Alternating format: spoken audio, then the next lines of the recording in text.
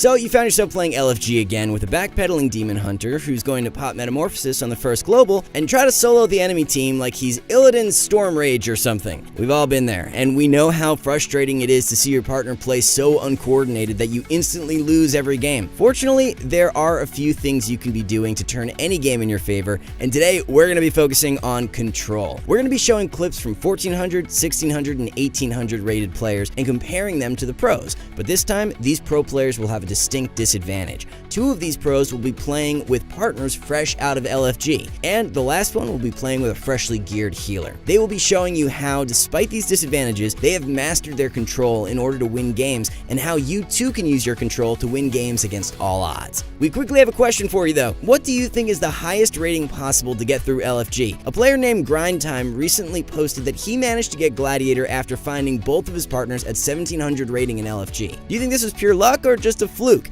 Do you think that there's hidden talent in LFG? Let us know in the comments below. Before we look at some gameplay, if you're needing a resource on how to master your class and improve your rating, be sure to check out skillcap.com/wow. There you will find class courses and matchup breakdowns from some of the best players in the world. Our team of rank 1 gladiators and professional players shows you how to master your class, improving both your skill and rating. Joining our website will give you instant access to all of our videos, as well as an invite to our premium Discord where you can directly interact with pro players. So if you want to take your gameplay to the next level, check out skillcap.com/wow today. Let's start by looking at the most important type of control, which is using coordinated CC with your team for setups. Here, we will see how an 1800 rated mage rogue uses cross CC against a priest rogue team, so we can diagnose some common mistakes. The 1800 team opens with a sap on the priest, followed by some spell steals. While this might seem like a good strategy on the surface, especially since they are opening with greater pyroblast, it creates one huge problem. The priest is now on the sap and poly DR,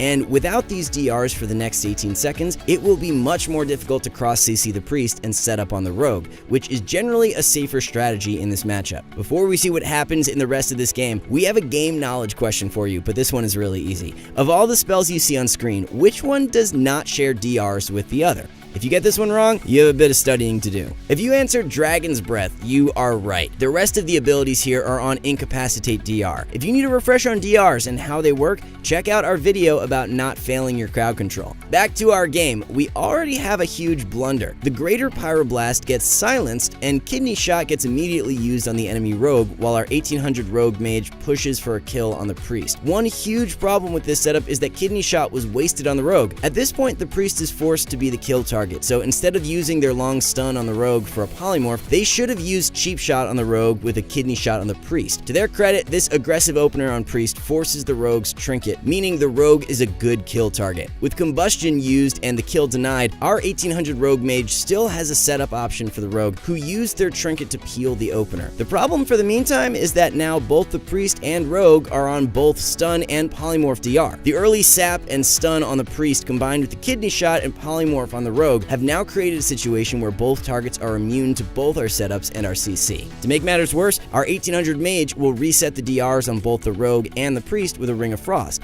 Now both targets are almost on DR immunity to any setup. This will make cross CC impossible, which will be game losing now that our rogue is under pressure from Vendetta. Now let's see how a rank 1 player handles the opener, bearing in mind that they are playing with an LFG rogue without voice communication. The comp isn't exactly the same, but with Dagger in the Dark building on our rank 1 mage, it is quite clear that we are dealing with a one-shot rogue. In any case, the goal will be to stun the rogue at the same time we polymorph the healer. Neither the mage or the rogue use sap or polymorph on the healer. Instead, they're saving it for when the rogue opens in order to cross CC with stuns and polys. In this opener, we can see our rogue open with a kidney shot on the priest. This is an optimal use of kidney as it gives our mage the most time to land a polymorph. And here you will see the threat of cross CC, as both enemy players have already burned through their trinkets within seconds of the game starting. If we skip ahead, we will see the efforts of our cross CC pay off, as now we have both the rogue and priest without trinket, and since we didn't waste poly or sap DR during our reset, we will have an easy path to victory from this point on. And with the Dragon's Breath sheep secured on the enemy priest, all our LFG rogue needs to do is land a stun on the rogue. The enemy rogue pops evasion, but it will not be enough, as our rogue eventually reconnects with a Shadow Dance.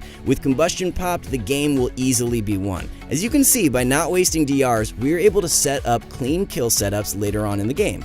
As a setup-based comp, you always want to make sure you have a CC/DRs ready for when you stun the kill target. If we take a look at another game against a different Priest Rogue team, you will see how overpowered cross CC is for a comp like Rogue Mage. Despite not even using combustion in the opener, a rank 1 mage is able to win a game almost instantly by simply cross CCing polymorph on the healer with stun on the kill target. I know what you're saying by now, not every comp can CC like Rogue Mage. How does this apply to me? Well, virtually every comp in the game has multiple CC spells, meaning they can all cross CC. Think about it for a second. Can you name one comp that doesn't have cross CC potential? You can't. Even a comp like Turbo Cleave can cross CC with hexes, stuns, and fears, and by focusing on cross CCing effectively with your partners, you will become more effective at forcing enemy defenses and, in turn, winning more games. Now, let's look at another important type of CC, which involves peeling for you or your partners. Here, we will see how a 1600 team utilizes their slows and fears to peel for themselves. Now, the challenge here is that they will be doing this against an arms warrior who has a fear breaker and multiple gap closers. Let's see how our 1600 warlock handles themselves. Our 1600 team actually gets a pretty solid opener, managing to get all their dots on the warrior, but the Shadow Priest made a minor mistake. Just like Mage Rogue,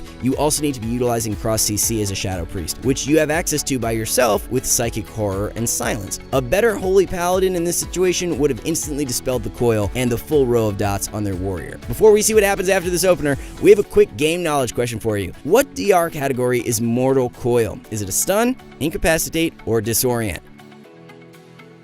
If you said incapacitate, you are right. This means it won't DR with fear or psychic horror. With the warrior now feared, Berserker Rage gets used, giving them a temporary immunity to fear. One thing most players forget is that the cooldown of Berserker Rage is much longer than the DR of fear. What this means is that once Berserker Rage is over, the warrior can easily be peeled with fears for almost a minute, until Berserker Rage comes off cooldown. Here the warlock makes the correct play of porting away from the warrior on their Warbreaker, though it might have been better to use Trinket of Stormbolt to port away sooner, since they took a huge hit during the stun. Once the warrior reconnects, the warlock makes the correct play of trying to gate away, but unfortunately their priest grips at the same time, which is likely a communication error. If we skip forward a bit, the warrior's Berserker Rage is still on cooldown and DRs are over, meaning they can be put into a full fear. Unfortunately, our 1600 team doesn't realize this, and to make matters worse, the game is nearly a minute in and our 1600 warlock finally uses their offensive cooldowns, though they are quickly running out of time. The option that could be used in this moment is Mind Control. On a map like Tolvaron, where the warlock has plenty of room to kite, Mind Control should be used in moments like this to peel enemy warriors. The only counterplay is Spell Reflection, since the paladin cannot dispel the mind control buff it would put on his warrior. So without fear DRs being utilized when Berserker Rage is down, and without the priest spamming mind control while their warlock is under pressure, the 1600 team falls too far behind against the enemy warrior. Now let's see how a rank 1 warlock uses their peels against a warrior team, bearing in mind that they're playing with a freshly geared priest into other rank 1 players. This game starts off almost identical to the 1600 match earlier, with the warrior immediately stormbolting our warlock. Our priest instantly reacts to this with a chastise on the warrior, denying a lot of their early damage. And now the goal will be kiting the enemy warrior away, using Curse of Exhaustion to keep the warrior snared and unable to connect on any target. If we skip ahead a bit, the warrior heroic leaps back to the priest. Our priest recognizes this and uses Gateway to instantly get away. Now, with the enemy team separated from us, we have a perfect time to get some damage rolling. Using our stuns, we prevent both the priest and the warrior from connecting while also establishing pressure. And here, our warlock is about to make an intelligent play. With the enemy warrior closing the gap, our warlock uses fear. This will force Berserker Rage, allowing us to peel later on once the warrior is off DR again. And if we skip forward again, you will see this pay off. With our undergeared priest under pressure, our warlock fears the warrior. Now, with no Berserker Rage, the fear lasts for its full duration, allowing our priest to get away and letting us pump out huge damage. As you can see, even against a warrior team with fear breakers, you can still use your fear DR as a way to peel for your partners and put out damage. Finally, let's see how CC has managed to lock down kill targets and spread AoE pressure by comparing a 1400 and rank 1 assassination rogue. Assass rogues are meant to be played much different than sub, and instead of doing a lot of upfront damage, you usually set up your kills by getting rot pressure on multiple targets while using full kidney shots on the kill target. So let's see how well our 1400 team manages this. The rogue runs in for a sap on the priest, while our paladin immediately uses Hammer of Justice. Unfortunately, our 1400 paladin instantly breaks the sap on the priest the moment our rogue shadow steps to the enemy monk. Now, with the monk on stun DR, we should look to establish rot pressure and use our kidney shot on the priest since the monk is now on stun DR.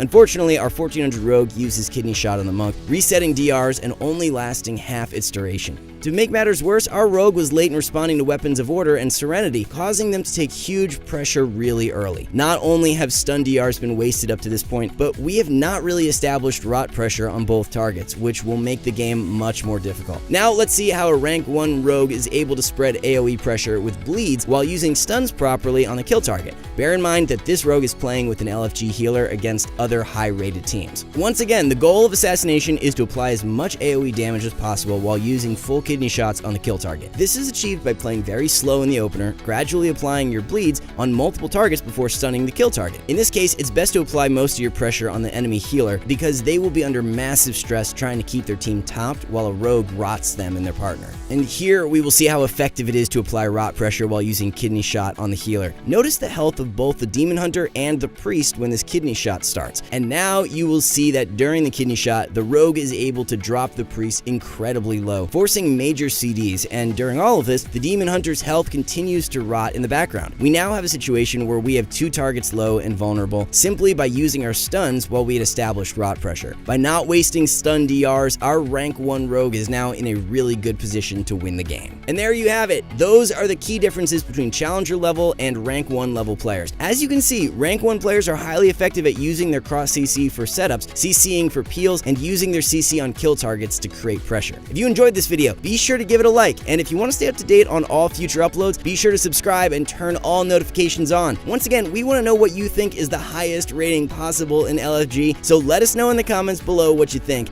Thanks for watching, and have a great rest of your day.